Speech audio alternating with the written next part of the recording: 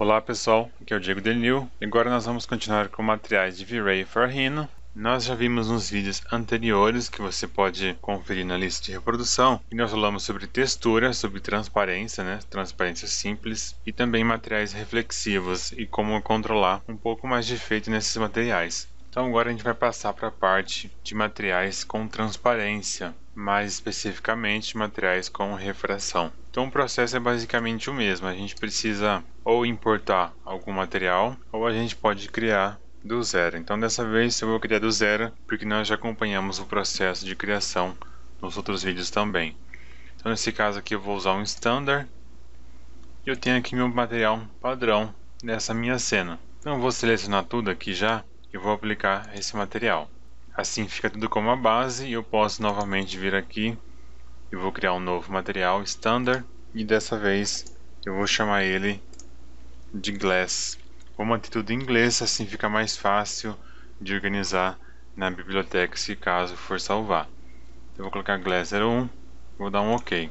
Vou dar um preview e ele é exatamente o mesmo material que já foi criado. Dessa vez eu vou selecionar o objeto da frente e vou aplicar aqui uma nova layer, Create Layer.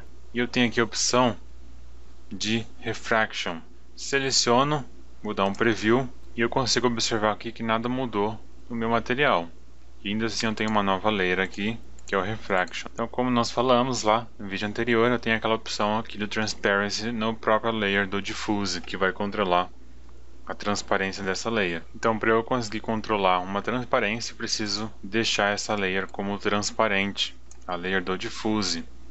É como se eu tirasse a cor e adicionasse uma outra propriedade que fosse visível. Então, da mesma forma que funciona o Reflection, preto não reflete nada e branco reflete 100%, a transparência também da mesma forma. Branco é 100% transparente e preto 100% opaco. Então nesse caso aqui eu vou colocar um white, aí você já fica puro. Vou dar um OK e vou dar um preview novamente nesse material. Agora eu consigo ver que o diffuse eu não observo mais e automaticamente a layer que entra em ação é a layer de refraction. Então ela consegue ter o seu efeito visível a partir desse momento. Então eu vou aplicar nesse material e nos outros eu vou manter como está. Vou posicionar aqui a minha câmera e vou iniciar um render. Bom, o meu render finalizado, eu consigo observar que eu tenho o meu material aqui aplicado, ele realmente tem uma transparência e o nível de refração que eu consigo observar aqui pela lateral do objeto. Então eu consigo ver uma certa distorção que acaba deixando o objeto mais interessante de acordo com sua propriedade. Então vamos alterar mais algumas opções aqui desse meu material para ele ficar ainda melhor. Então aqui no caso do Glass eu tenho o Diffuse e o Refraction. Se eu alterar um pouco a transparência, por exemplo, colocar um Dark Gray ou próximo de um cinza aqui, ele vai alterar um pouco a dinâmica desse material.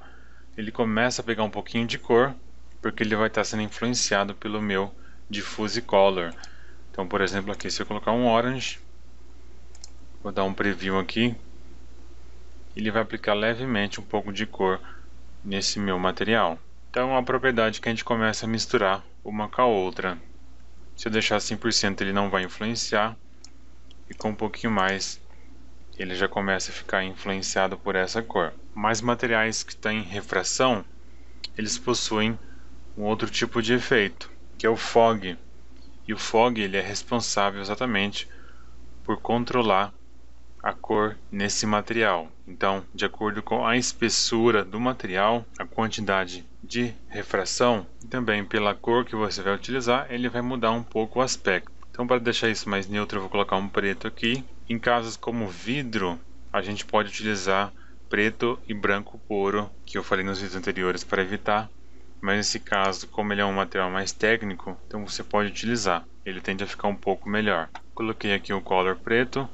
E aqui no Fog eu vou alterar esse color para verde, por exemplo. E vou dar uma preview. E ele alterou totalmente aqui a cor do meu material. Então realmente ele tingiu esse meu vidro de acordo com esse Fog. Eu vou renderizar e agora eu consigo observar que eu tinha o mesmo material, só que dessa vez com essa nova função de Fog, né? Então ele está preenchendo totalmente de verde, quase que simulando um acrílico, por exemplo. Então é uma forma interessante de controlar cores que na verdade não influenciam na transparência, mas que tingem como um filtro esse material. Então o color ele vai ser influenciado pelos tons de branco. Então, por exemplo, aqui eu tenho esse verde, mas se eu trazer ele para cá, ele vai ficar mais sutil na hora do render. Então, por exemplo, eu vou colocar aqui com menos coloração, vou dar um OK, e eu ainda tenho aqui o meu multiplier e o fog bias. Então, por exemplo,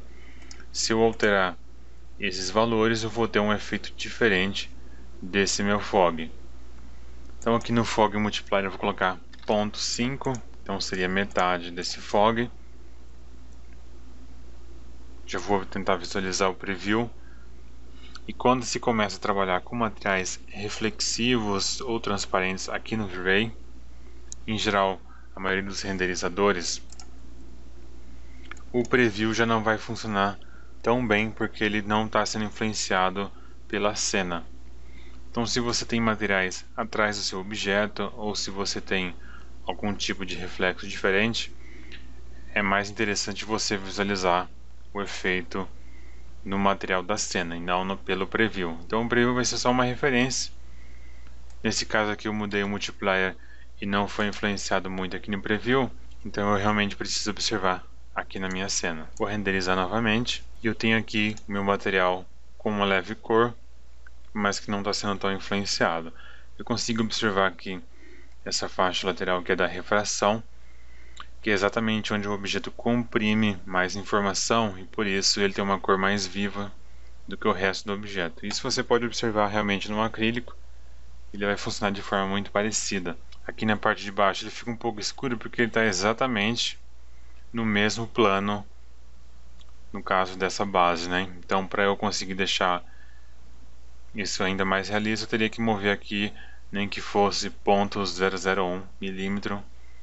Assim nada fica ocupando o mesmo espaço de objeto. E a cor desse objeto está sendo influenciada por dois fatores. Primeiro é que eu diminui o fog multiplier e eu deixei a coloração do fog um pouco mais para o lado do branco, então ele ficou um pouco mais fraco.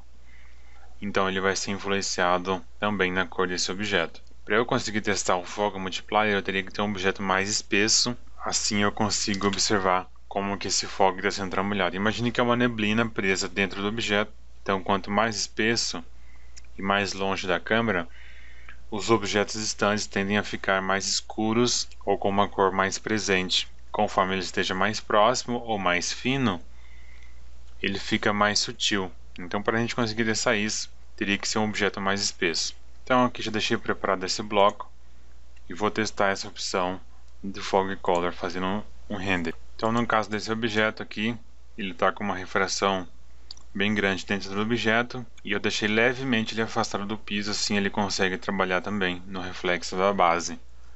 E com leve fillet, assim ele não fica tão homogêneo e 100% de 90 graus. Então agora a gente vai testar essa opção do Fog Color. Eu já consigo observar aqui que a diferença, que ele é muito mais intenso na cor, por causa da espessura, como eu falei. Então aqui nesse caso eu já vou habilitar o meu History e vou testar novamente uma cor, por exemplo, aqui de Fog 1, por exemplo. A cor é a mesma ainda. Posso fechar o editor aqui e vou renderizar só essa parte do objeto. Então aqui nesse caso eu diminui o valor aqui no caso para 0,01, ele deu um efeito bastante diferente, mas acima de 1 ele não alterou. Então aqui no caso eu vou colocar 0,05, eu vou dar um render. E eu consigo observar aqui onde ele está aplicando esse efeito de fog. Então eu consigo ver que ele tem áreas diferentes de intensidade, porque o multiplier do fog está um pouco mais baixo. Se eu colocar esse valor do fog muito alto, que é o caso que eu fiz aqui, então ele começa a perder um pouco de influência se eu aumentar muito o valor. Então no caso estava 0,2, já era bastante alto. Se eu colocar 0,1, que é metade desse valor inicial, eu vou ter um efeito diferente, porque ele está abaixo já do nível. Então sempre, como eu falei, tem que ser testado realmente na cena para saber a diferença que vai dar em cada objeto.